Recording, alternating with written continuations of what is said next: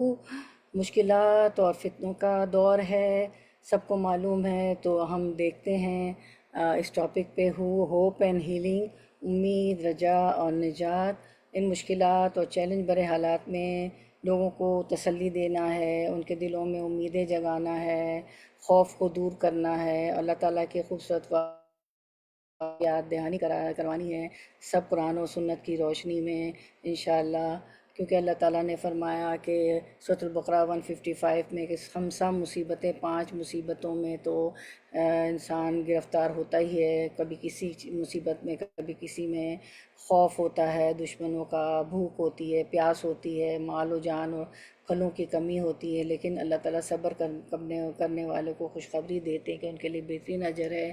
یہ ساری مصائب کا جو سامنا تھا آپ وسلم کو اور صحابہ کرام رضی اللہ اجمعین کو بھی تھا، تو وہ بھی ہم جانیں گے۔ ہمیں پتہ چلتا ہے، حضرت ابو ہریرہ کی ایک حدیث ہے کہ رسول اللہ فرمایا، ابو ہریرہ رضی اللہ عنہ نے، کہ رسول اللہ صلی اللہ علیہ وسلم کی آل پر، اہل و عیال پر آپ کی وفات تک ایسا زمانہ نہیں گزرا کہ انہوں نے مسلسل 3 دن پیٹ بھر کر کھانا کھایا ہو۔ اور حضرت عائشہ رضی اللہ عنہ اپنے بھانجے عروہ بن زبیر سے کہا کہ میرے بھانجے، ہم پر ایسا وہ گزر چکا ہے کہ ہم 3 مہینے تک گھر میں آگ نہیں جلتی تھی۔ تو عروہ رضی اللہ عنہ پوچھتے ہیں کہ پھر خالہ جان آپ کا گزر کس چیز پہ ہوتا تھا؟ تو وہ فرماتی ہے عائشہ رضی اللہ عنہ کہ انہی 2 کالی چیزوں پر، یعنی کھجور اور پانی پر۔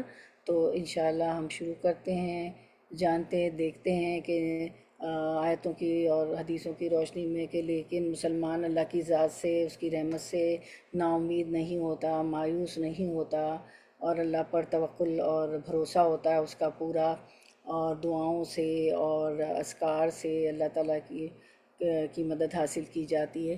تو چلے ہم شروع کرتے ہیں۔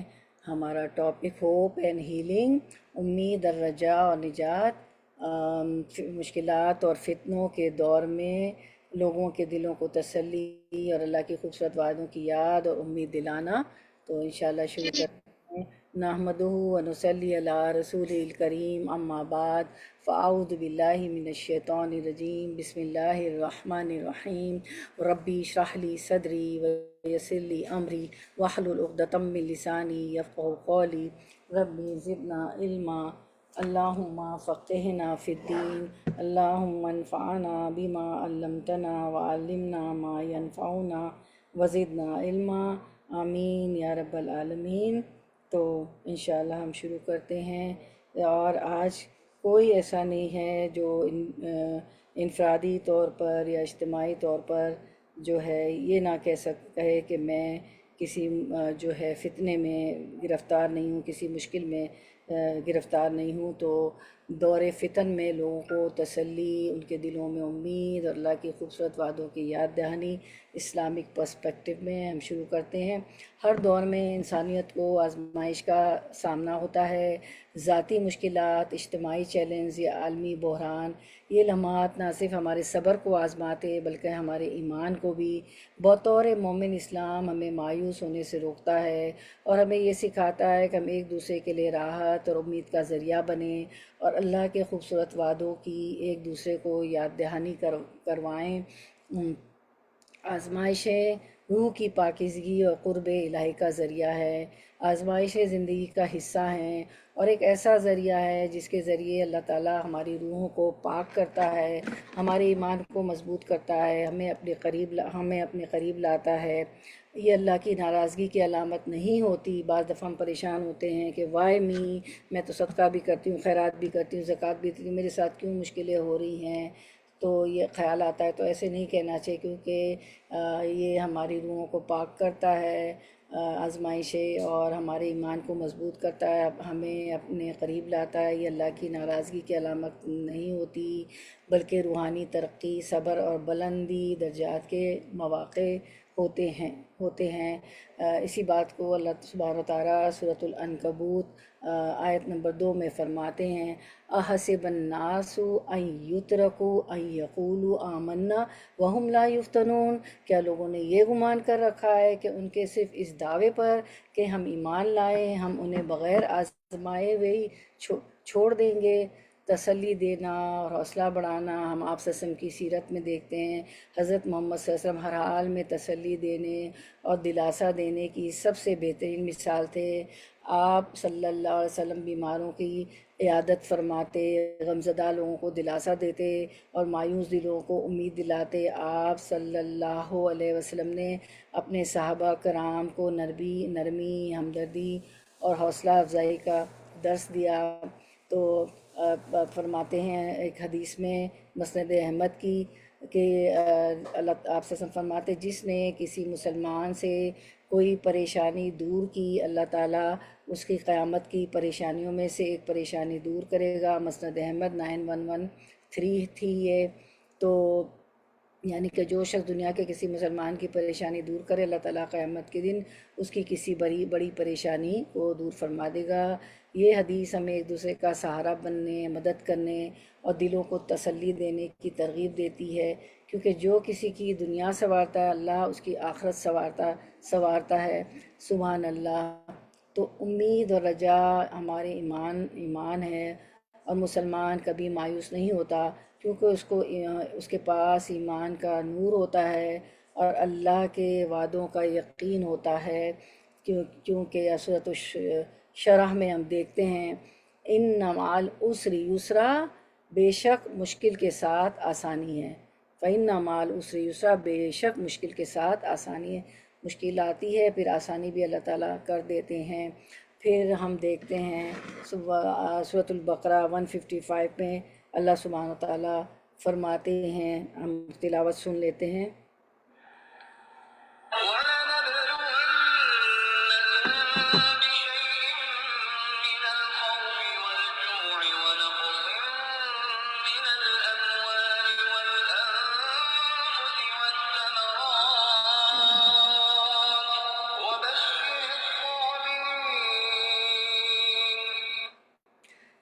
کہ اور ہم ضرور تمہیں خوف اور فاقے میں، بھوک میں مبتلا کریں گے، پیاس میں مبتلا کریں گے، ضرور تمہارے کسی نہ کسی طرح تمہیں آزمائیں گے۔ دشمن کے ڈر سے، بھوک، پیاس، مال و جان اور پھلوں کی کمی سے، اور ان صبر کرنے والوں کو خوشخبری دے دیجئے۔ تو ہم دیکھتے ہیں کہ یہ 5 مصیبتیں ہیں، کیا کیا ہیں؟ خوف، بھوک، پیاس، جان اور مال اور پھلوں میں خسارہ، یہ ساری آزمائشیں آ کے رہتی ہیں۔ تو ہم دیکھتے ہیں کہ آپ صلی اللہ علیہ وسلم اور صحابہ کرام کی زندگی میں بھی یہ سب چیزیں تھیں۔ تو یہ ساری مشکلات ان لوگوں کی پڑھ کے جو ہے ہمیں جو ہے بہت زیادہ ریلیف ملے گا، سکون ہو جائے گا کہ اللہ کے پیغمبر بھی آزمائے گئے۔ تو یہ خطاب مسلمانوں سے ہے۔ خوف سے مراد وہ ہنگامی صورتحال ہے جو جنگ احزاب سے پہلے ہر وقت مدینہ کی آزاد چھوٹی سی ریاست کے گرد منڈلاتی رہتی تھی۔ ایک دفعہ خود رسول اللہ صلی اللہ علیہ وسلم نے فرمایا، یہ حدیث ہے، کاش آج رات کوئی میرا پہرا دے تاکہ میں سو سکوں۔ یہ سن کر حضرت سعد بن ابی وقاص رضی اللہ مسلح ہو کر آ گئے، یعنی کہ اپنے اوزار لے کر آ گئے اور کہا، یا رسول اللہ صلی اللہ علیہ وسلم میں پہرا دیتا ہوں۔ یعنی کہ مدینہ کی اسٹیٹ قائم ہو گئی ہے، مکے سے جو ہے مائیگریٹ کر کے ہجرت کر کے آ گئے، لیکن ہر وقت خوف و خطرہ ہوتا تھا کہ مکہ والے، قریش مکہ کہیں سے حملہ کر دیں گے، تو آپ صلی اللہ علیہ وسلم سو بھی نہیں پاتے تھے۔ تو ایک دفعہ آپ صلی اللہ علیہ وسلم نے فرمایا، کاش آج رات کوئی میرا پہرا دے تاکہ میں سو سکوں۔ دیکھیں یہ لیڈرشپ کوالٹی ہے۔ ایک لیڈر ہیں مدینہ کی ریاست کے، آپ جو ہیں لیڈر ہیں، آپ پیغمبر ہیں، وحی کا سلسلہ آسمان سے جڑا ہوا ہے، اور لیکن آپ لوگوں کو نہیں کہتے کہ خود پہرا دیتے تھے۔ یہ سن کر سعد بن ابی وقاص رضی اللہ عنہ مسلح ہو کر آ گئے اور کہا، یا رسول اللہ صلی اللہ علیہ وسلم میں پہرا دیتا ہوں، آپ صلی اللہ علیہ وسلم سو جائیں۔ تو یہ خوف ہے جو ابھی سورۃ یہ بقرہ کی 155 میں ہم نے پڑھا۔ چنانچہ آپ صلی اللہ علیہ وسلم نے اس طرح آرام فرمایا۔ پھر اس کے بعد ایک اور رات اہل مدینہ کی ایک خوفناک آواز سن کر گھبرا گئے۔ پھر وہ اس آواز کی طرف روانہ ہوئے تو دیکھا رسول اللہ صلی اللہ علیہ وسلم ادھر سے واپس آ رہے ہیں۔ تو اس حدیث سے ہمیں پتہ چلتا ہے کہ آپ صلی اللہ علیہ وسلم سے پہلے ہی اس آواز کی جانب روانہ ہو گئے تھے اور خبر معلوم کر کے آ رہے تھے۔ آپ صلی اللہ علیہ وسلم نے لوگوں سے کہا، ڈرو نہیں، ڈرو نہیں۔ مدینہ کے میں آواز آئی، عجیب و غریب لوگ ابھی گئے کہ کیا جیسے آپ کو بھی کوئی آواز آئے گی تو آپ ایگزٹ ڈھونڈیں گے نا، کہیں باہر جائیں گے، تو دیکھتے ہیں کہ آپ صلی اللہ علیہ وسلم جو ہے خود ہی حالات معلوم کر کے آ رہے، اتنا آپ صلی اللہ علیہ وسلم کو خیال تھا اپنی امت کا، اور کہا کہ ڈرو نہیں ڈرو نہیں، تم سو جاؤ، ٹھیک ہے۔ یہ بھی بخاری کی حدیث تھی۔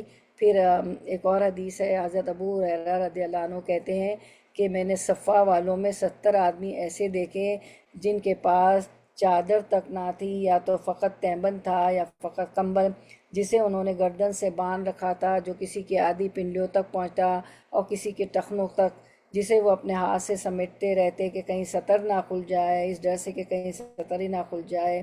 اسے بھی بخاری نے روایت کیا۔ اور ہمارے تو آپ دیکھیں نقص من اموال، یہ مال کی کمی تھی، ہمارے تو وارڈروب بھرے کے بھرے ہیں، بند نہیں ہو رہے ہیں۔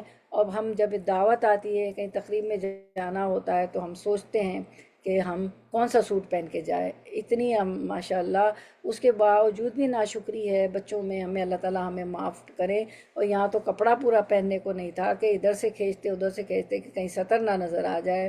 ایک اور حدیث سے ہمیں پتہ چلتا ہے، حضرت عائشہ رضی اللہ عنہ اپنے بھانجے عروہ بن زبیر سے کہا، عروہ بن زبیر جو ہے حضرت عائشہ رضی اللہ عنہ کی بہن حضرت اسماء کے بیٹے تھے، تو چونکہ پردہ نہیں تھا بھانجے اور خالہ کے درمیان، تو حضرت عروہ بن زبیر کو بہت علم حاصل کرنے کا ڈائریکٹ 1 to 1 بیس پہ بی عائشہ سے موقع ملتا تھا۔ تو انہوں نے فرمایا میرے بھانجے، ہم پر ایسا وقت گزر چکا ہے کہ ہم ایک چاند دیکھتے پھر دوسرا چاند پھر تیسرا چاند، یعنی 2 مہینے آپ صلی اللہ علیہ وسلم کے گھر میں آگ نہیں جلتی تھی۔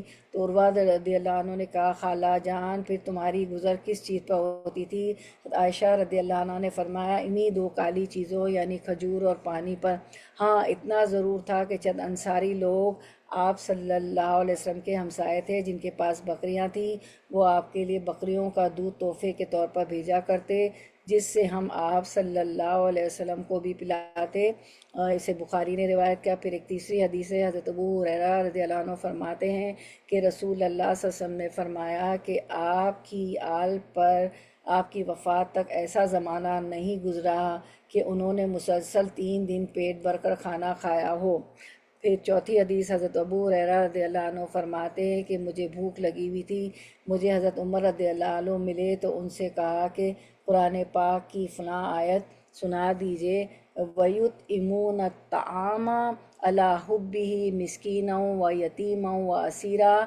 یہ سورۃ الانسان کی آیت نمبر 8 ہے۔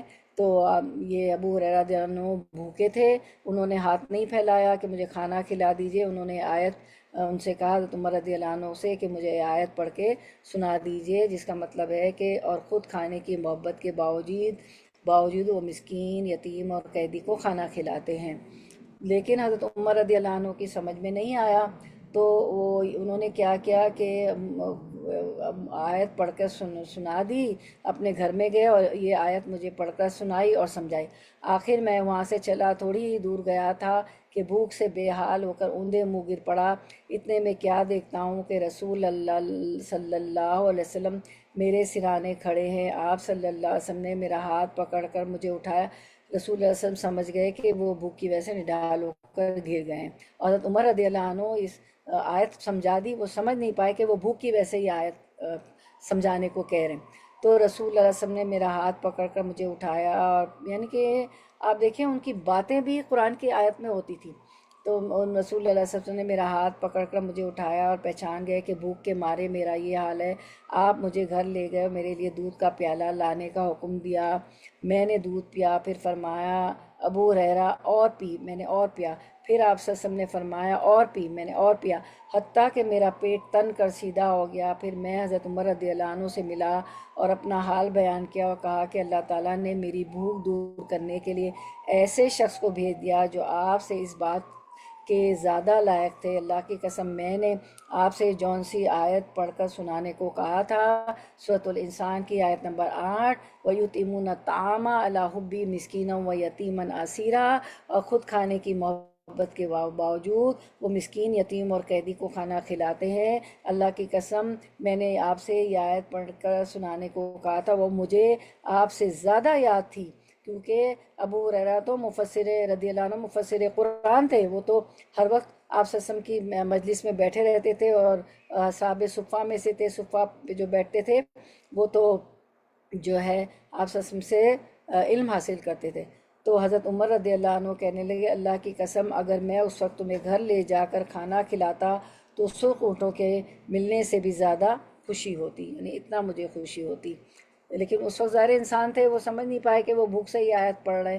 اس کے بعد حضرت ابو موسیٰ اشعری رضی اللہ عنہ فرماتے ہیں کہ ہم 6 آدمی رسول اللہ صلی اللہ علیہ وسلم کے ساتھ ایک لڑائی کو نکلے، سواری کے لیے ہم سب کے پاس ایک ہی اونٹ تھا، اور باری باری اس پر سوار ہوتے اور چلتے چلتے ہمارے پاؤں پھٹ گئے، اور میرے تو پاؤں پھٹ کر ناخن بھی گر پڑے۔ اس حال میں ہم پاؤں پر چیتھڑے لپیٹ لیتے تھے، اسی لیے اس لڑائی کا نام غزوہ ذات الرقاع، چیتھڑوں والی لڑائی پڑ گیا، یعنی کہ جوتے بھی نہیں تھے۔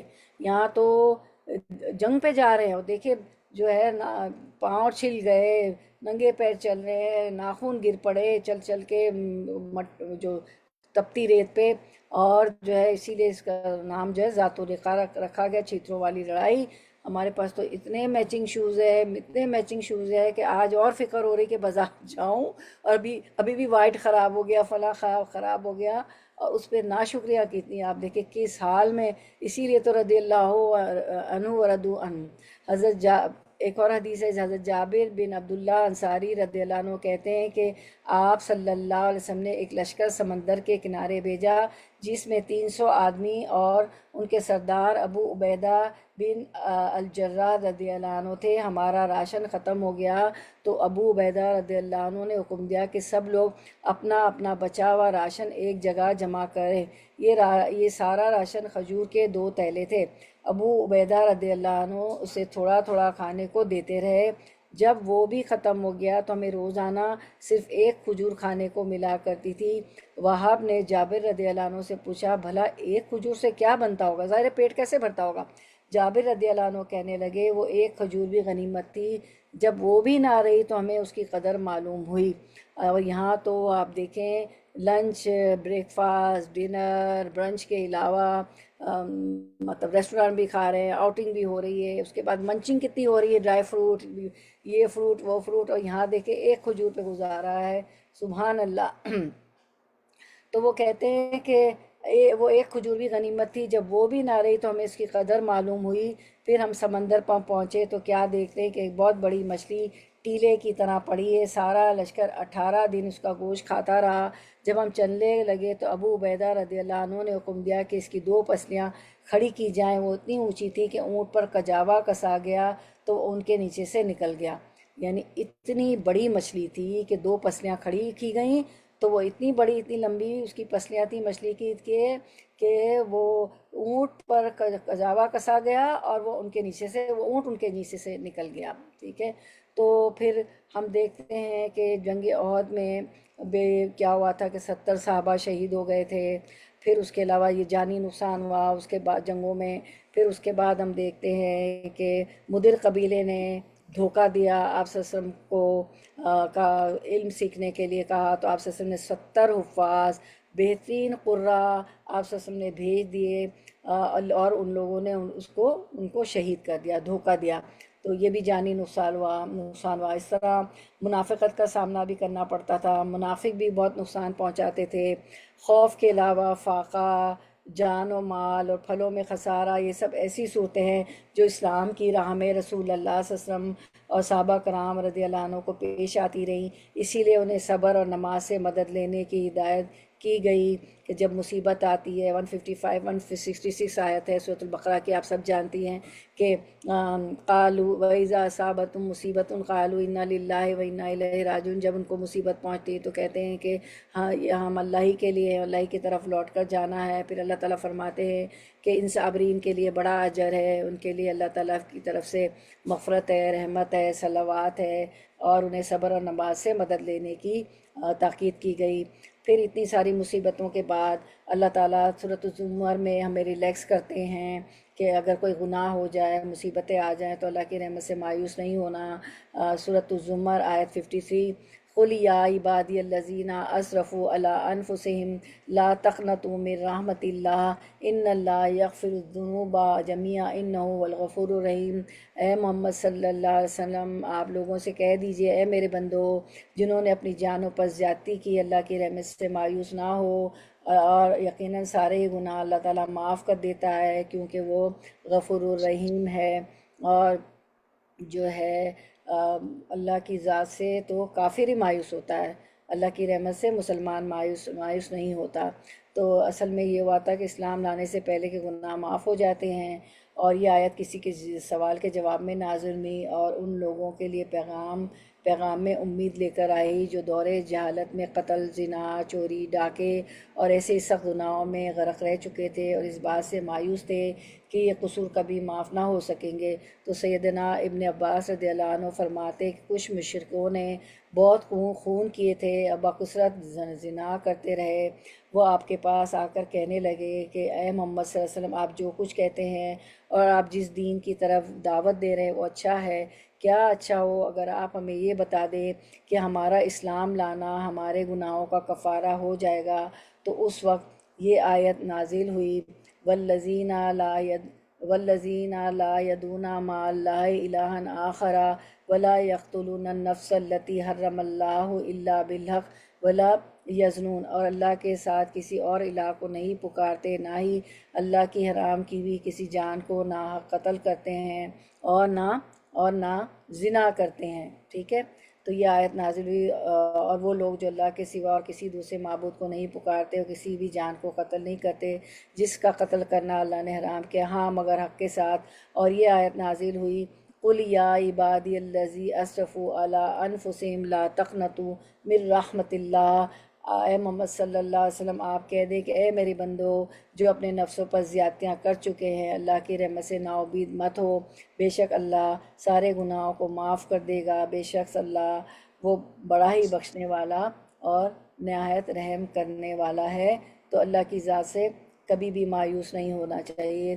تو آپ نے فرمایا کہ اللہ تعالیٰ فرماتے ہیں میرے بندو، ایک اور حدیث ہے، تم رات دن گناہ کرتے ہو، میں تمام گناہ معاف کر دیتا ہوں، تم مجھی سے معافی مانگو، میں معاف کر دوں گا۔ تو اللہ کی رحمت سے مایوس نہیں ہونا چاہیے، صرف شرک کی معافی نہیں ہے، ٹھیک ہے، اور پھر اللہ کے ذکر سے اور تسبیحات سے دل جو ہے سکون پاتے ہیں۔ اسی بات کو اللہ تعالیٰ نے سورۃ الرعد میں فرمایا، الذین آمنوا وتطمئن قلوبهم بذکر اللہ، الا بذکر اللہ تطمئن القلوب، یعنی جو لوگ ایمان لاتے ہیں اور ان کے دل اللہ کے ذکر سے مطمئن ہو جاتے ہیں، الا بذکر اللہ تطمئن القلوب، آگاہ ہو جاؤ، خبردار ہو جاؤ، یاد رکھو کہ دل اللہ کے ذکر ہی سے مطمئن ہوتے ہیں۔ The heart find peace and tranquility by remembrance of اللہ سبحانہ و تعالیٰ۔ تو اللہ کے ذکر سے ہمیشہ اپنی زبان کو تر رکھنا چاہیے، اور اللہ کا ذکر دو طرح سے، ایک ہر وقت اللہ کو اپنے دل میں یاد رکھنا، دوسرے زبان سے اس کے نام کا ورد کرتے رہنا۔ اور حدیث میں ہے کہ سب سے افضل ذکر ہے لا الہ الا اللہ، سب سے قیمتی چیز ہے۔ اور حدیث میں آتا ہے کہ خاتمہ بالایمان ہوگا، جس کا آخری کلام لا الہ الا اللہ ہوا، اس کے لیے جہنم کی آگ حرام اور جنت میں داخلہ یقینی ہوگا۔ اس کے بعد قرآن بھی اللہ کا ذکر ہے، اور قرآن جو ہے افضل الذکر ہے، الذین آمنوا وتطمئن قلوبهم بذکر اللہ، جس کے متعلق فرما انا نحن نزلنا الذکر وَإِنَّا لَهُ لَحَافِظُونَ، ہم نے ہی اس قرآن کو نازل فرمایا ہے اور ہم ہی اس کے محافظ ہے۔ تو ذکر کے بے شمار فوائد میں سے ایک یہ ہے کہ اس سے اللہ پر توکل پیدا ہوتا ہے۔ جس شخص کو صحیح معنوں میں صرف اللہ پر توکل کی نعمت نصیب ہو گئی، وہ مصائب اور آلام میں کبھی نہیں گھبراتا۔ یہ مصائب خمسہ مصیبت تو آ کے رہیں گی، نہ اس کا دل ہی جو ہے دنیا پر ریچھا رہتا ہے، وہ ہر حال میں اللہ پر نظر رکھتا ہے، اور اسے ایسا قلبی سکون اور راحت نصیب ہوتی ہے جس کا اندازہ وہی لوگ کر سکتے ہیں جنہیں اللہ نے اس نعمت سے نوازا ہو۔ اور ربط مضمون کے لحاظ سے اس آیت کا مطلب یہ ہے کہ جو لوگ ایمان لائے ہیں ان کے دل معجزہ دیکھنے کے بغیر بھی مطمئن ہو جاتے ہیں، اور بات ہے بھی یہی کہ دلوں کو اطمینان اللہ کے ذکر سے نصیب ہوتا ہے، معجزات سے نہیں، اور وہ جو ہے تقدیر پر بھی ایمان لاتے ہیں، والقدر خیرہ و شرہ من اللہ تعالی والبعث بعد الموت۔ اب جو بھی مصیبت آ گئی، اچھی اور بری تقدیر اللہ کی طرف سے ہے، اور اللہ سے رجوع کریں گے، دعا کریں گے تو وہ ٹل جائے گی، یہ تو میرے نصیب میں لکھا تھا۔ اور اللہ کا ذکر دو طرح سے ہے، یہ ہم نے پڑھ لیا نا کہ دو طرح سے، ایک تو لا الہ الا اللہ، اور قرآن سے کرنے سے، قرآن پڑھنے سے۔ تو اللہ کا ذکر سے مراد اس کی توحید کا بیان ہے، جس سے مشرکوں کے دلوں میں وسوسہ پیدا ہوتا ہے، یا اس کی عبادت، تلاوت، قرآن، نوافل اور دعا و مناجات ہے جو اہل ایمان کے دلوں کی خوراک ہے، یا اس کے احکام و فرامین کی اطاعت اور بجا آوری ہے، جس کے بغیر اہل ایمان و تقوی بے قرار رہتے ہیں۔ اور میری بہنوں، اس دور کا ایک بہت بڑا فتنہ میڈیا کا ہے، ٹھیک ہے؟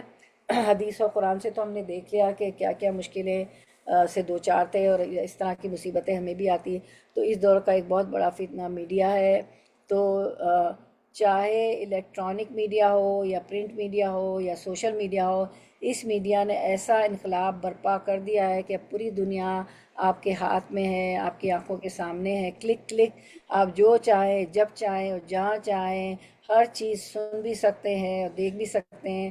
چنانچہ اس میڈیا کے ذریعے عریانی، نیوڈیٹی، بے شرمی، بے غیرتی اور بے حیائی کا ایسا طوفان آ گیا ہے کہ اللہ کی پناہ، اب کسی بات کا پردہ نہیں رہا، ہر چیز ہر شخص کے لیے، چاہے کوئی چھوٹا ہو، بڑا ہو، مرد ہو یا عورت ہو، مرد ہو عورت ہو، سب کے لیے اوپن ہے، ہر چیز اوپن ہو کے رہ گئی ہے نا۔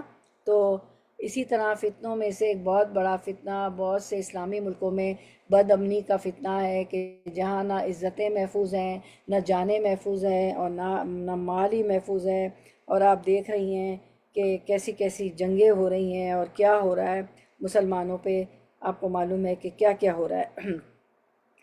تو ہم دیکھتے ہیں کہ اللہ کے رسول صلی اللہ السلام علیہ علیکم ورحمۃ اللہ وسلم، نبی کریم وبرکاتہ۔ صلی اللہ علیہ وسلم نے فرمایا زمانہ قریب ہوتا جائے گا اور عمل کم ہوتا جائے گا اور لالچ دلوں میں ڈال دیا جائے گا، صحیح بخاری، اور فتنے ظاہر ہونے لگیں گے اور حرج کی کثرت ہو جائے گی۔ لوگوں نے سوال کیا، یا رسول اللہ صلی اللہ علیہ وسلم، یہ حرج کیا چیز ہے؟ نبی کریم صلی اللہ علیہ وسلم نے فرمایا، قتل قتل۔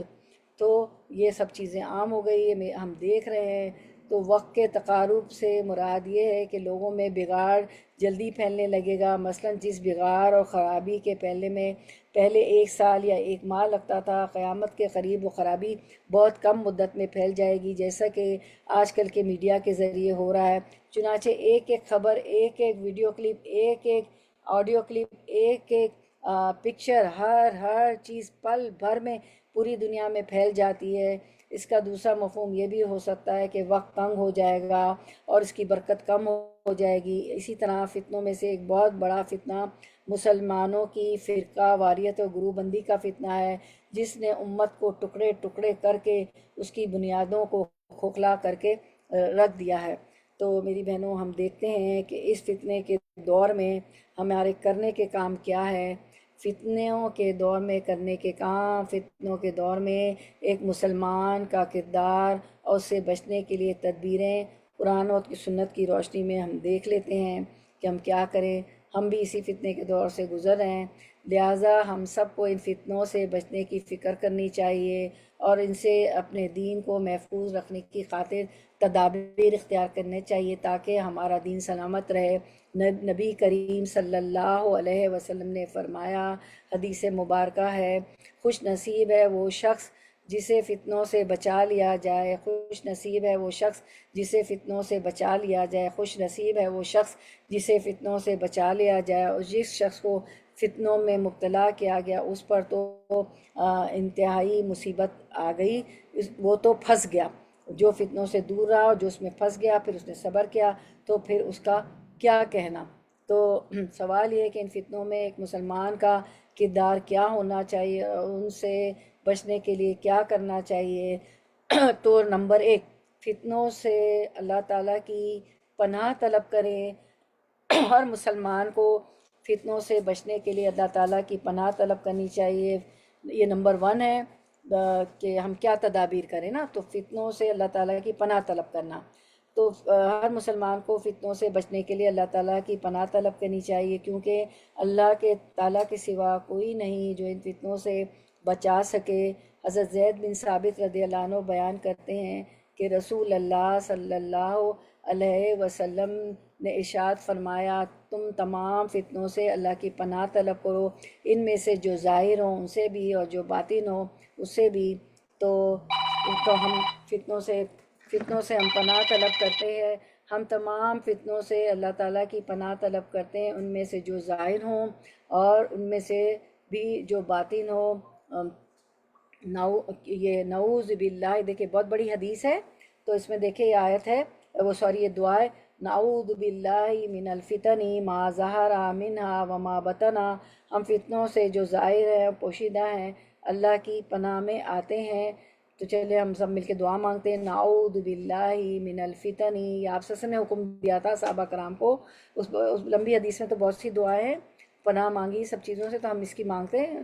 کانٹیکس میں ہماری یہ آ رہی ہے ہمارے ٹاپک کے، نعوذ باللہ من الفتن ما ظہر منہا وما بطنا. ہم فتنوں سے جو ظاہر ہیں اور پوشیدہ ہیں اللہ کی پناہ میں آتے ہیں. یہ تو نہنوں کا صیغہ تھا نا، ہمارے لیے پلورل تھا. اب اکیلے ایک شخص مانگے گا سنگولر، تو کیا مانگیں گے؟ اللہم انی اعوذ بک من الفتن ما ظہر منہا وما بطنا. اے اللہ میں ظاہری اور باطنی فتنوں سے اللہ کی پناہ مانگتی ہوں. اس کے بعد اللہم انا نعوذ بک ان نرجع علی اعقابنا اور نفتن. اللہ ہم تیری پناہ مانگتے ہیں کہ ہم الٹے پاؤں پھر جائیں یا فتنے میں پڑ جائیں. اس کے بعد ہم دیکھتے ہیں کہ خود رسول اللہ صلی اللہ علیہ وسلم کو بھی اللہ تعالیٰ نے اس بات کی تعلیم دی کہ آپ صلی اللہ علیہ وسلم سے فرمایا کہ یہ دعا مانگے، اے اللہم انی اسألک فعل الخیرات و ترک المنکرات وحب المساکین وان تغفر لی وترحمنی وإذا اردت فتنة قوم فتوفنی غیر مفتون. اے اللہ میں تجھ سے بھلے کاموں کے کرنے اور منکرات ناپسندیدہ کاموں سے بچنے کی توفیق طلب کرتا ہوں، اور مساکین سے محبت کرنا چاہتا ہوں، اور چاہتا ہوں کہ مجھے معاف کر دے اور مجھ پر رحم فرما. اور جب تو کسی قوم کو آزمائش میں ڈالنا چاہے تو مجھے تو فتنے میں ڈالنے سے پہلے موت دے دے. یہ اللہ تعالیٰ نے آپ سے فرمایا تھا، تو ہمیں بھی یہ دعا سکھائی گئی. اور حضرت ابو ہریرہ رضی اللہ عنہ سے مروی ہے کہ انہوں نے فرمایا کہ جب فتنہ واقع ہوتا ہے تو اس سے ایسی دعا نجات دلا سکتی ہے جیسی دعا پانی میں غرق ہونے والا کرتا ہے. تو دعاؤں سے ہی فتنوں سے نجات ہمیں مل سکتی ہے، ہمیں پتہ چلتا ہے ایسے. اب نمبر 3 ہم دیکھتے ہیں کہ کتاب اللہ اور سنت رسول صلی اللہ علیہ وسلم کو مضبوطی سے تھامنا ہے. نمبر 3، کیونکہ جو شخص کتاب اللہ کی تلاوت کرتا ہے، اس کا مطالعہ کرتا ہے. اچھا نہیں، نمبر 2 ہم دیکھ لیتے ہیں پہلے. عقیدہ توحید پر ثابت قدم رہنا.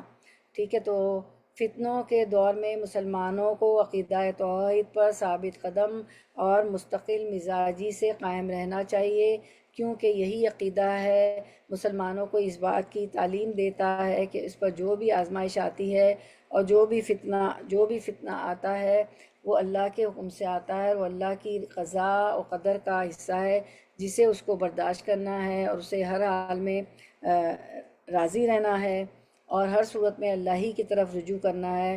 اللہ تعالیٰ کا فرمان ہے سورۃ التغابن 64، ما اصاب من مصیبت الا باذن اللہ ومن یؤمن باللہ یہدی قلبہ واللہ بکل شیء علیم. کوئی مصیبت اللہ کی اجازت کے بغیر نہیں پہنچ سکتی.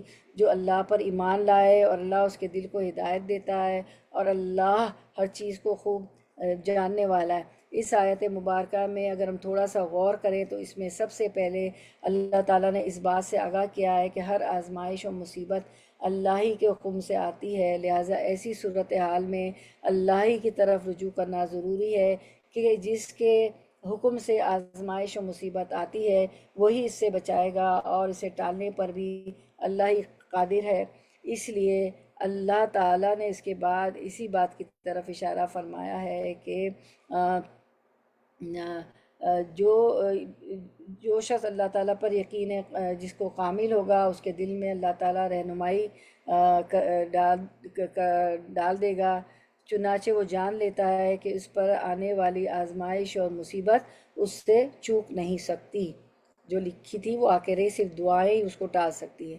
اب ہم دیکھتے ہیں نمبر 3، کتاب اللہ اور سنت رسول صلی اللہ علیہ وسلم کو اس فتنے کے دور میں مضبوطی سے تھامنا ہے، کیونکہ جو شخص کتاب اللہ کی تلاوت کرتا ہے، اس کا مطالعہ کرتا ہے، اس میں تدبر و غور و فکر کرتا ہے، تو اللہ تعالیٰ اسے ہدایت دیتا ہے، فتنوں میں اس کی رہنمائی کرتا ہے، اسے فتنوں کے اندھیروں سے نکال کر حق کی روشنی دکھاتا ہے اور راہ حق پر گامزن کر دیتا ہے۔ اسی بات کو اللہ تعالیٰ سورۃ المائدہ 15 اور 16 میں فرماتے ہیں، قد جاءکم من اللہ نور و کتاب مبین یہدی بہ اللہ من اتبع رضوانہ سبل السلام ویخرجہم من الظلمات الی النور بإذنہ ویہدیہم الی صراط مستقیم۔ تمہارے پاس اللہ کی طرف سے نور اور ایسی واضح کتاب آ چکی ہے جس کے ذریعے اللہ تعالیٰ ان لوگوں کو سلامتی کی راہوں کی طرف ہدایت دیتا ہے جو اس کی رضا کی اتباع کرے اور اپنے حکم سے اندھیروں سے نکال کر روشنی کی طرف لے جاتا ہے اور صراط مستقیم کی طرف ان کی رہنمائی کرتا ہے۔ اور یہی معاملہ سنت رسول صلی اللہ علیہ وسلم کا بھی ہے، کیونکہ رسول اللہ صلی اللہ علیہ وسلم نے امت میں اختلاف کثیر واقع ہونے کی صورت میں اپنی سنت اور خلفائے راشدین رضی اللہ عنہم کے طرز عمل پر سختی سے عمل کرنے کا حکم دیا ہے۔ رسول اللہ صلی اللہ علیہ وسلم نے حجۃ الوداع کے موقع پر فرمایا، اے لوگو، میری باتوں کو اچھی طرح سے سمجھ لو، میں نے یقیناً اللہ کا دین آپ تک پہنچا دیا ہے اور میں تم میں ایسی چیز چھوڑ کر جا رہا ہوں، اگر تم نے اسے مضبوطی سے تھام لیا تو کبھی گمراہ نہیں ہوگے، اور وہ ہے اللہ کی کتاب۔ اب ہم دیکھ لیتے ہیں دینی علم حاصل کرنا۔ نمبر 4، فتنوں سے بچنے کے لیے ضروری ہے کہ ہم دینی علم حاصل کریں، کیونکہ علم وہ نور ہے جو فتنوں کی تاریک راستوں کو روشن کرتا ہے، جبکہ علم کے مقابلے میں جہالت و تاریکی علم کے مقابلے میں جہالت وہ تاریکی ہے جو انسان کو تباہی کے گڑھے میں پھینک دیتی ہے۔ والعیاذ باللہ، اللہ تعالیٰ کا فرمان ہے سورۃ التوبہ 122، وَمَا كَانَ الْمُؤْمِنُونَ لِيَنْفِرُوا كَافَّةً فَلَوْلَا نَفَرَ مِنْ كُلِّ فِرْقَةٍ مِّنْهُمْ طَائِفَةٌ لِيَتَفَقَّهُوا فِي الدِّينِ وَلِيُنذِرُوا قَوْمَهُمْ إِذَا رَجَعُوا إِلَيْهِمْ لَعَلَّهُمْ يَحْذَرُونَ۔ اور مسلمانوں کو یہ نہ چاہیے کہ سب کے سب نکل کھڑے ہوں، سو ایسا کیوں نہ کیا جائے کہ ان کی ہر بڑی جماعت میں سے ایک چھوٹی جماعت جایا کرے تاکہ وہ دین کی سمجھ بوجھ حاصل کرے، اور تاکہ یہ لوگ اپنی قوم کو جب کہ وہ ان کے پاس آئیں ڈرائیں تاکہ وہ ڈر جائیں۔ سارے کے سارے لوگ نہ نکلیں، سب کے کام کاج روزی روزگار بھی ہوں گے، تو اللہ تعالیٰ نے حکم دیا کہ تم میں سے کوئی چھوٹی جماعت نکل جایا کرے دین کی سمجھ بوجھ اور دین کا علم حاصل کرنے کے لیے، پھر علم سیکھ کے اپنی قوم کے پاس واپس آئیں اور ان کو یہ احکام سنائیں اور اللہ کے احکام سے ڈرائیں۔ تو یہ دیکھیں، ضرور علم حاصل کرنا چاہیے، اس کو پہنچانا بھی چاہیے۔ تو جو ہم کر رہے ہیں صحیح کر رہے ہیں کہ آج تو بہت آسانی ہے، کہیں جانا بھی نہیں پڑ رہا ہے، گھر بیٹھے بیٹھے صوفے پہ بیٹھ کے کچن میں سن رہے ہیں، پتہ نہیں آرام سے سن رہے ہیں۔ تو اس کو پہنچانا بھی ہے، اب جتنی ریکارڈنگ ہوتی ہے اس کو بھی آپ پہنچائیں، چھوٹی ویڈیوز بھی ہم اس کو ایڈٹ کر کے کبھی کبھی ایک لیکچر میں سے 2-3 چھوٹی ویڈیوز، چھوٹے ٹاپک نکل آتے ہیں، وہ بھی واٹس ایپ پہ ڈالے جاتے ہیں، یوٹیوب پہ ڈالے جاتے ہیں، اس کو بھی فارورڈ کریں، وہ زیادہ آسان ہوتے ہیں چھوٹی ویڈیوز کو سننے میں اور دیکھنے میں۔ تو آج کل جو نئے فتنے سر اٹھا رہے ہیں، جس طرح اسلامی تعلیمات کے خلاف پروپیگنڈا کیا جا رہا ہے اور ہر آئے دن شکوک و شبہات پیدا کر کے نئی نسل کو دین سے بیزار کرنے کی مذموم کوششیں کی جا رہی ہے، تو ان سب چیزوں کا مقابلہ قرآن و حدیث پر مبنی شرعی علم کے ذریعے ہی کیا جا سکتا ہے۔ نمبر 5، ہم کیا کریں گے؟ مسلمانوں کی جماعت میں شامل رہنا اور تفرق سے اجتناب کرنا ہے، کیونکہ حدیث میں آتا ہے کہ جماعت پر اللہ کا ہاتھ ہوتا ہے، جبکہ جماعت سے الگ ہونے والا شخص شیطان کا شکار ہو جاتا ہے، جیسا کہ بھیڑیا اس بکری کو شکار کرتا ہے جو ریوڑ سے الگ ہو جاتی ہے۔ اسے صحیح سنن نسائی 4025 نے روایت کیا۔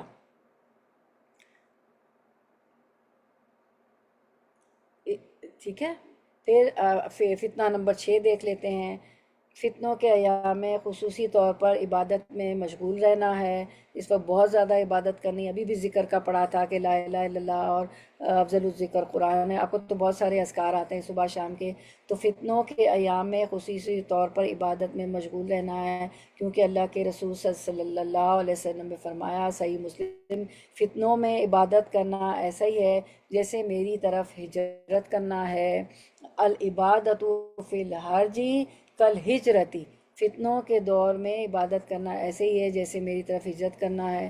اس وقت بہت زیادہ عبادت کریں گی تو ایسے ہی ہوگا جیسے کہ ہجرت کر لی ہو۔ جب ہجرت کرتے ہیں تو اپنا گھر، شہر، رشتہ دار، جیسے مکے سے سب مسلمانوں نے ہجرت کی تھی، ایسے ہی ہے، اور کتنا ثواب ہے اس کا۔ یعنی جب فتنوں کا دور ہو، قتل و غارت گری ہو رہی ہو، حق و باطل میں آزمائش کی جا رہی ہو، ٹرو اور فالس میں لوگ انتہائی مضطرب ہوں، اضطرابی کیفیت ہو اور پریشان ہوں، تو ایسے حالات میں کیا کرے کہ ایسے حالات میں عبادت کی طرف متوجہ ہونا ہے۔ چنانچہ ان کی غفلت کے دوران جو شخص عبادت میں مشغول ہوگا وہ یقیناً فتنوں کے شر سے محفوظ رہے گا، اور جہاں استغفارات کیا جائے، اللہ کو یاد کیا جائے، وہاں سے اس بستی سے بلائیں، مصیبتیں، آفتیں، عذاب بھی ٹل جاتا ہے، اور جہاں بوڑھے اور بچے ہوں وہاں سے بھی عذاب ٹل جاتا ہے۔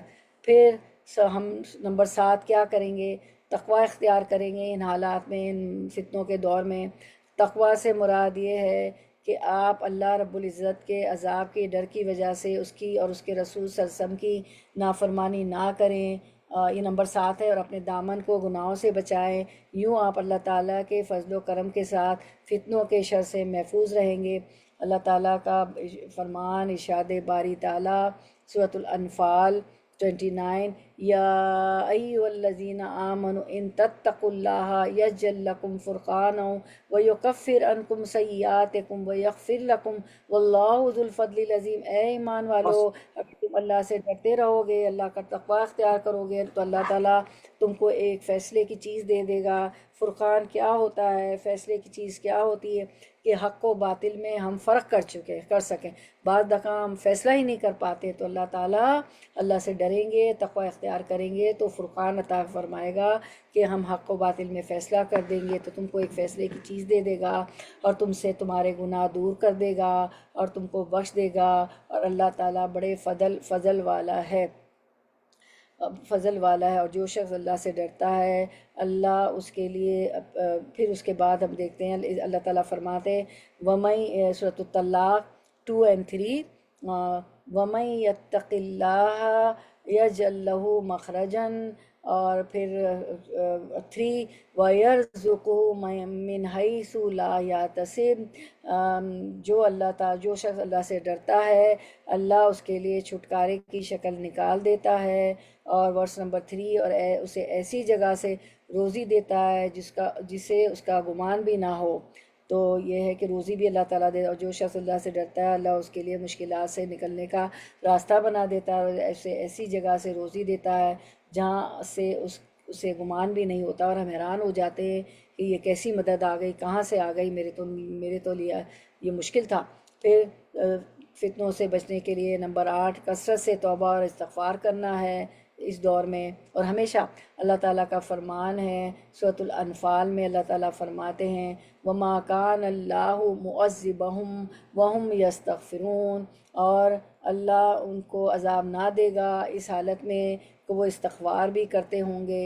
تو استغفار کی کثرت سے عذاب بھی نہیں آئے گا، اور آپ عذاب کریں گے تو دوسرے بھی، اگر وہاں عذاب نہیں آئے گا تو آپ کی وجہ سے، آپ کے استغفارات کی وجہ سے، اللہ کو یاد کرنے سے دوسرے بھی بچ جائیں گے عذاب سے۔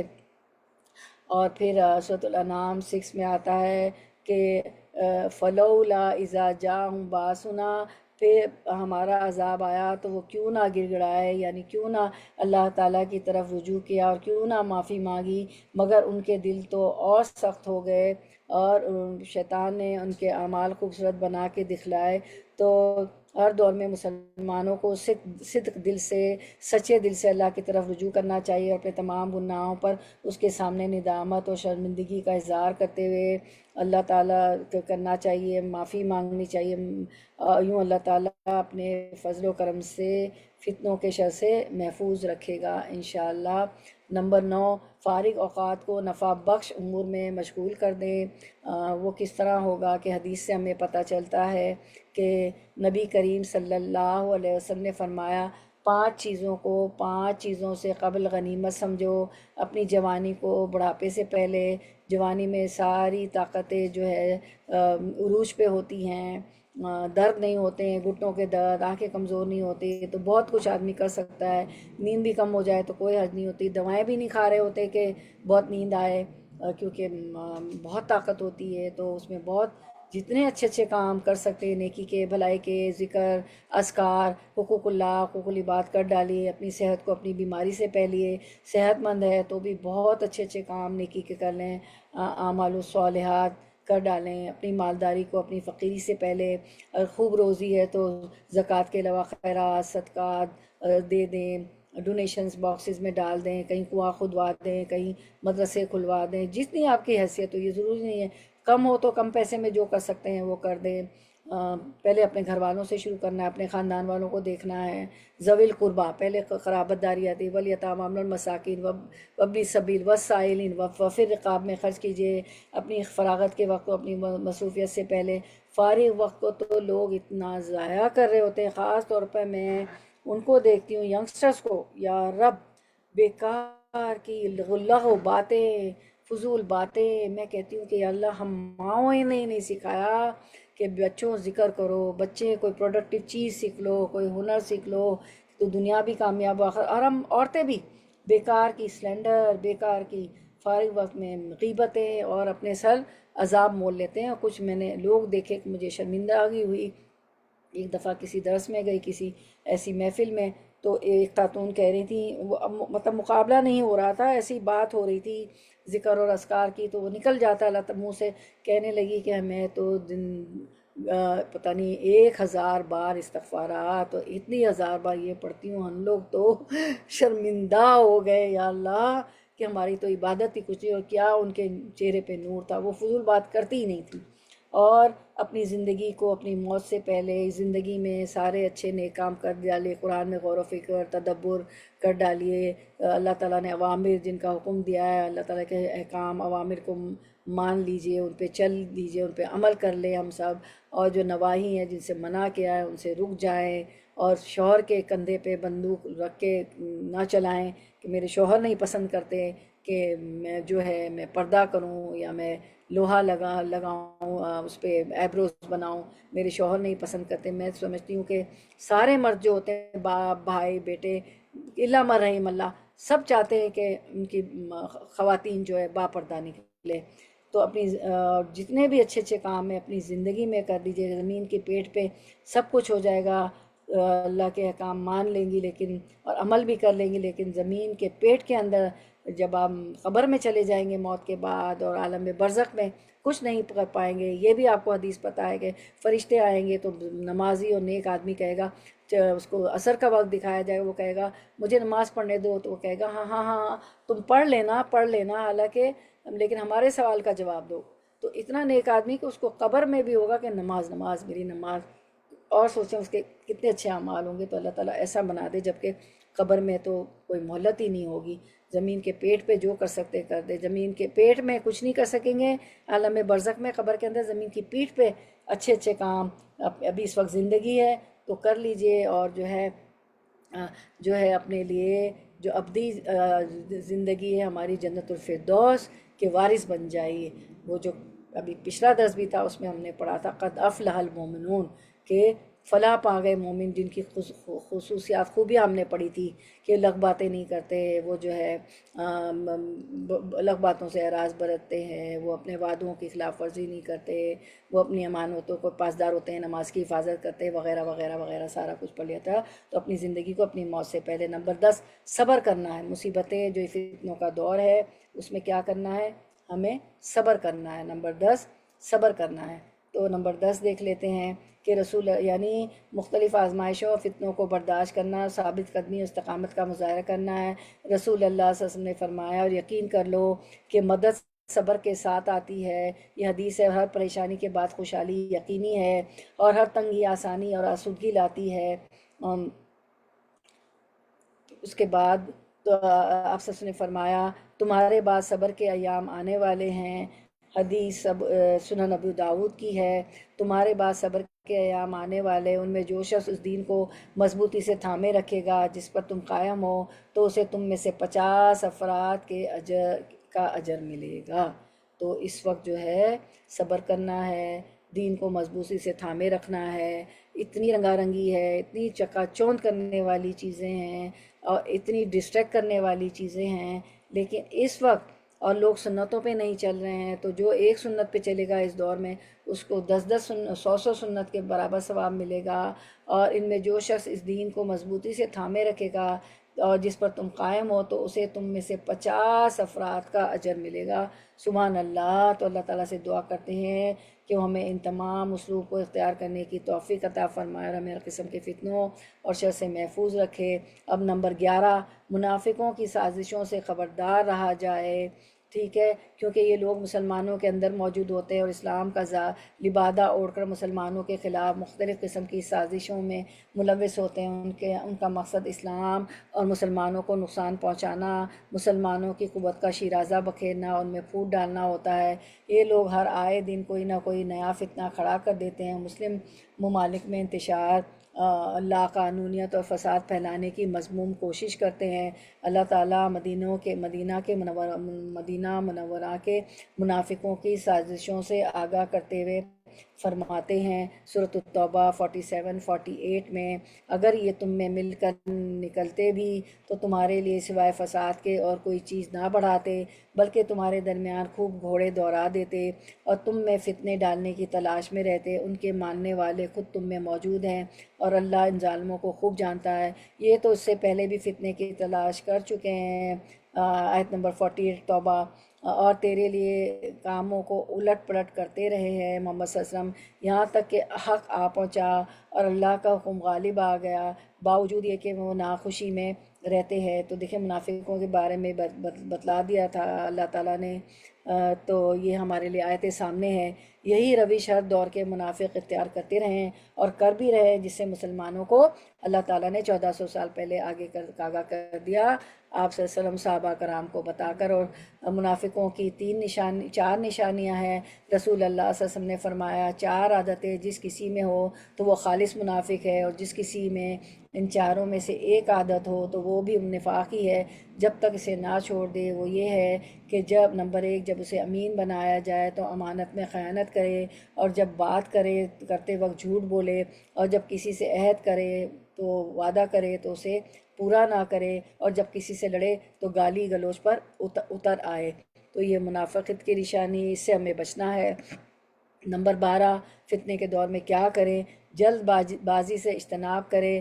فتنوں کے شر سے بچنے کے لیے ضروری ہے جب کبھی کوئی فتنہ اور آزمائش آئے تو مسلمان جلد بازی نہ کریں، بلکہ تحمل، بردباری اور ٹھہراؤ سے کام لیں۔ اسباب اور عوامل اور نتائج پر سوچ و بچار کریں، صائب الرائے لوگوں سے مشاورت کریں، اور ملکی اور قومی سطح پر کوئی آزمائش آئے تو ارباب اقتدار کو موضوع اقدامات اٹھانے دیں۔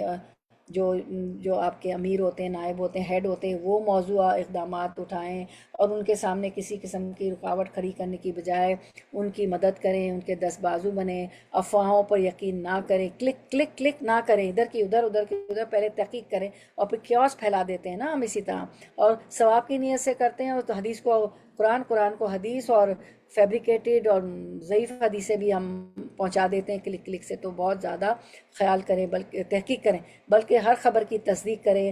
افواہیں پھیلانا اور جھوٹی خبریں عام کرنا منافقوں کی روش ہے، نہ کہ سچے مومنوں کی۔ سال پرانی خبریں بھی ہم کلک کلک کر دیتے ہیں، پھر وہاں سے کوئی لکھتا ہے ارے یہ تو بہت پرانی ہے، تم کیا ڈالے جا رہی ہو۔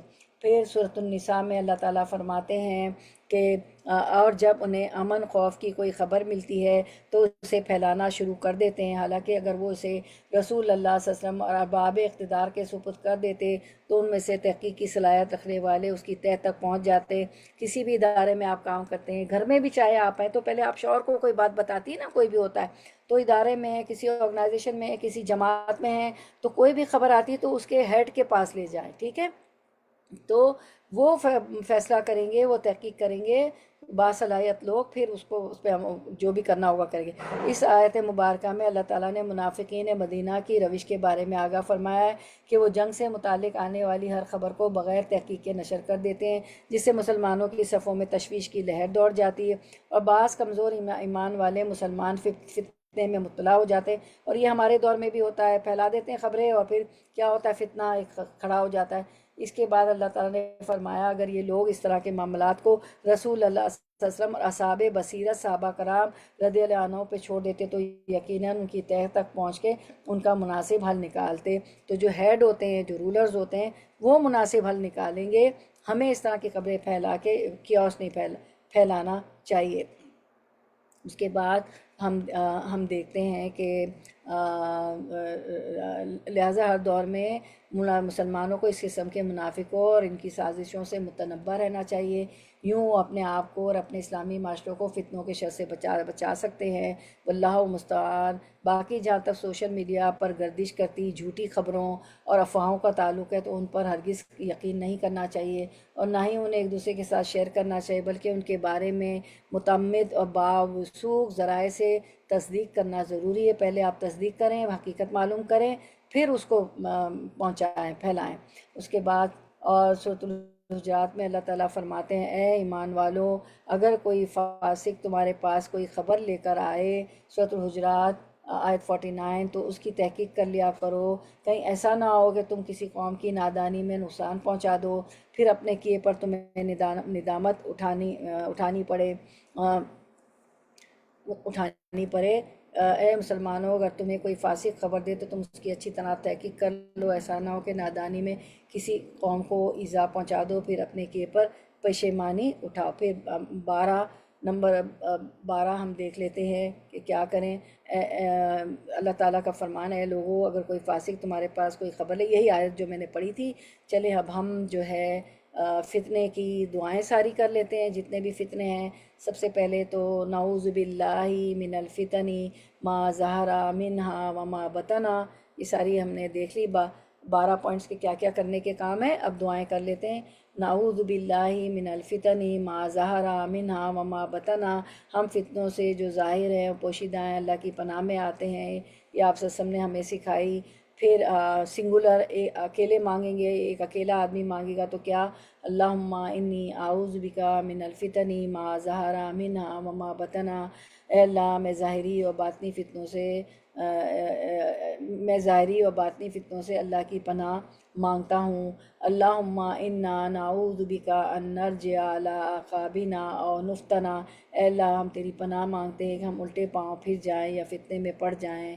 ظاہری و باطنی بے حیائیوں سے بچنے کی دعا، ربنا اصلح بیننا واہدنا سبل الاسلام ونجنا من الظلمات الی النور واصرف عنا الفواحش ما ظہر منہا وما بطنا، اے ہمارے رب ہمارے درمیان اصلاح فرما دے اور ہمیں سلامتی کے راستوں پر چلا دے، اور ہمیں اندھیروں سے روشنی کی طرف نجات دے دے، اور ہم سے ظاہری و باطنی بے حیائیوں کو پھیر دے یا اللہ، جو فتنے آج کل ہیں۔ پھر حضرت عائشہ ام المومنین عائشہ رضی اللہ عنہ اس کی راوی ہیں اس دعا کی، اللہم رب محمد اغفر لی ذنبی واذہب غیظ قلبی واجرنی من مضلات الفتن، اے محمد صلی اللہ علیہ وسلم کے رب میرے گناہ کو بخش دے اور میرے دل کا غصہ دور کر اور مجھے فتنے کی گمراہی سے بچا۔ فتنے سے پناہ کی دعا تشہد میں درود کے بعد کی بھی دعا ہے اور فتنے سے پناہ کی بھی ہے، اور تشہد میں بھی پڑھتے ہیں اللہم انی اعوذ بک من عذاب القبر واعوذ بک من فتنۃ المسیح الدجال واعوذ بک من فتنۃ المحیا والممات اللہم انی اعوذ بک من المعاصم والمغرم۔ اے اللہ میں قبر کے عذاب سے تیری پناہ چاہتا ہوں اور مسیح الدجال کے فتنے سے تیری پناہ کا طالب ہوں، میں زندگی اور موت کے فتنے سے تیری پناہ مانگتا ہوں۔ اے اللہ میں گناہ اور قرض میں پھنس جانے سے تیری پناہ چاہتا ہوں۔ اب 23 تکلیفیں اور ہیں، ان سے بچنے کی دعا مانگ لیتے ہیں۔ ان تمام 23 تکلیفوں سے بچنے کے لیے رسول اللہ صلی اللہ علیہ وسلم نے یہ دعا سکھائی، اللہم انی اعوذ بک من العجز والکسل والجبن والبخل والحرم والقسوۃ والغفلۃ والعیلۃ والذلۃ والمسکنۃ واعوذ بک من الفقر والکفر والفسوق والشقاق والنفاق والسمعۃ والریاء واعوذ بک من السمم والبکم والجنون والجذام والبرص والسیء الاسقام۔ اے اللہ میں عاجزی اور سستی، بزدلی اور بخل، انتہائی بڑھاپے اور سخت دلی، غفلت اور تنگ دستی، ذلت اور ناداری سے تیری پناہ چاہتا ہوں، اور محتاجی، کفر، نافرمانی، مخالفت، منافقت، بری شہرت اور ریاکاری سے میں تیری پناہ چاہتا ہوں، اور میں بہرا ہونے، گنگا ہونے، پاگل پن، کوڑ برس اور تمام بری بیماریوں سے تیری پناہ چاہتا ہوں۔ یا الہی ہم کو بچا لیجیے، جو جو ہم نے دعا مانگی اسے ہمیں یا الہی قبول فرما لیجیے، ہمیں عطا کر دیجیے، اور تمام فتنوں سے الہی ہمیں محفوظ رکھیے گا۔ اور یہ جو تشہد کی دعا تھی نا، تو کسی بہن نے کچھ دعائیں پوچھی تھی تشہد کی، تو وہ پوری ویڈیو میں نے ڈال دی تھی اس پہ واٹس ایپ گروپ پہ، تو وہاں دیکھ لیجیے گا۔ چلیے اسی پہ ہم کنکلوڈ کرتے ہیں with in the time frame. اتنا بڑا ٹاپک ختم ہو گیا الحمدللہ۔ اللہم وفقنا، اللہ کا بہت شکر، اللہم وفقنا لما تحب و ترضی، اللہ ہمیں توفیق دے کہ ہم وہ عمل کریں جس سے تو محبت کرتا ہے اور تو راضی ہوتا ہے۔ ربنا تقبل منا انک انت السمیع العلیم وتب علینا انک انت التواب الرحیم۔